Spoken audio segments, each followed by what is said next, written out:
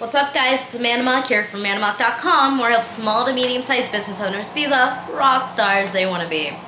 In this week's video, I'm going to talk to you guys a little bit about business plans and business models. And some of you might think I'm crazy. And before you have an aneurysm, I can explain. I'm going to tell you guys, for most of you out there, business plans are a horrible idea. They're antiquated, and they're going to be a recipe for your failure. Oh no, I just said it. So here's why I'm saying this, and here's what I have learned through the process of growing my own business with a team, and even by myself, and helping other people grow their businesses. Business plans keep you distracted, and they don't keep you focused on the full concept of what you're doing. Now, people who really have their stuff together, their ish together, and people who are really paying attention and are researching their markets and putting everything together before they bother to put it into a business plan, you're doing it right. But the problem is most people who start businesses out there, they don't have a formal education or previous experience in running a successful business. And that's okay. There's nothing wrong with that. But they miss pieces of the puzzle. They look at things that they need to do, like writing a business plan, and they let it trip them up, right? And they get stuck in these little details of their business plan, and they spend weeks or even months, and some people even years, putting together this perfect business plan. And the problem that happens when you spend all of that time putting together this 1 year, 5 year, 10-year business plan is you've allowed technology to outdate you.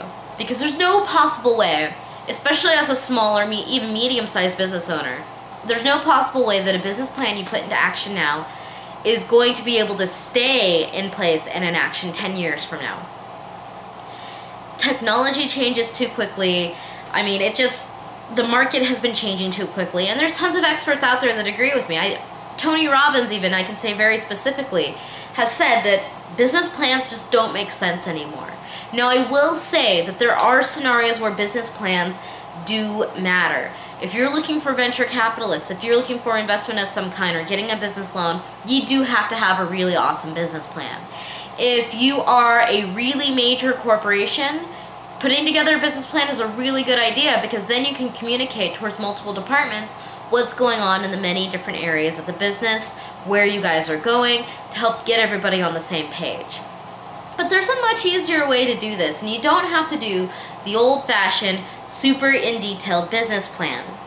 Now, before I even go into the next beast and what the alternative solution is, I do want to say, researching your market, knowing what your clients want, researching your product, researching your competitors, researching all of that things, all what you want to do with your marketing and all of that, it's highly important, and it's not something to be overlooked. And a business plan can force you to do that. But there's another way to do it as well. Now, one book that I've become particularly fond of, I share with all of my clients, and I have a new coaching program coming out.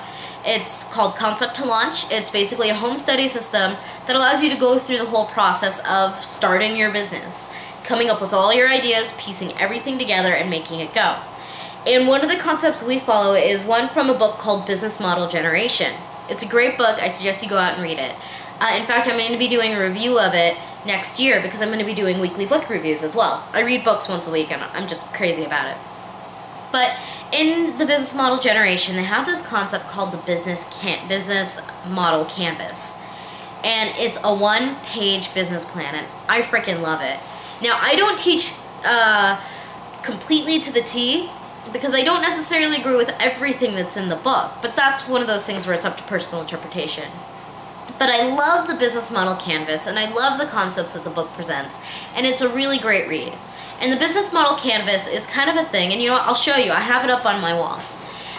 It's a one-pager. Now, I kind of blew mine up, and I was working with this with a client, so it's not fully filled out. We were working on Skype with it.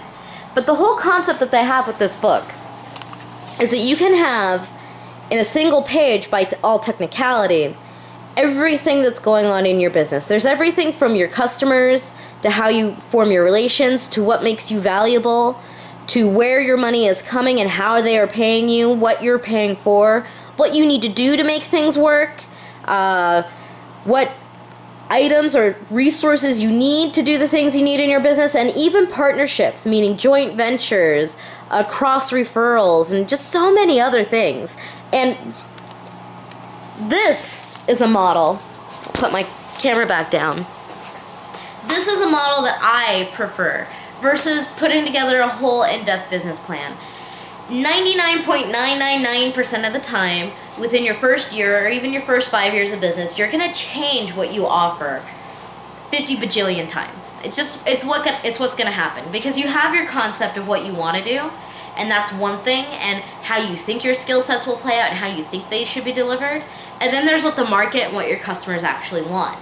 And as you go through this whole balancing act of what you want versus what your clients want, you very often end up with a very different product at the end, because you might go in thinking, I want to offer X. And your clients want X, but they don't want it the way that you're giving it to them. But you don't feel as if the best way is to deliver it to them in that way.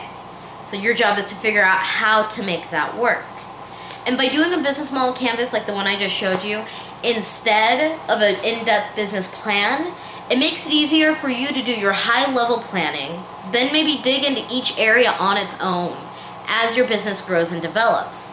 Then, if you do need to alter anything, you have a nice big visual that you can work with and just move things around, and everything's hunky-dory. You don't have to spend hours or years of research or pay somebody to write a big fancy-pants business plan. You don't need to do any of that stuff. Just figure out your business model. Start to implement it. Start to tweak it for what you need. And then you can start to do the goal planning. I can tell you right now, if you're not making at least $50,000 a year from your business, you shouldn't have a business plan. And if you do, you're bogging yourself down. Now remember, I didn't say that you don't need the research. You do. But don't waste all that time in the formal business plan. It's just, there's better things for you to spend your time on, like growing your business or getting clients. So, my name is Amanda Mock. If you found this video helpful and informative, then you can go ahead and give us a like. If you think you might know somebody else who would find this information beneficial to them in any way, shape, or form, you can also go ahead and share it.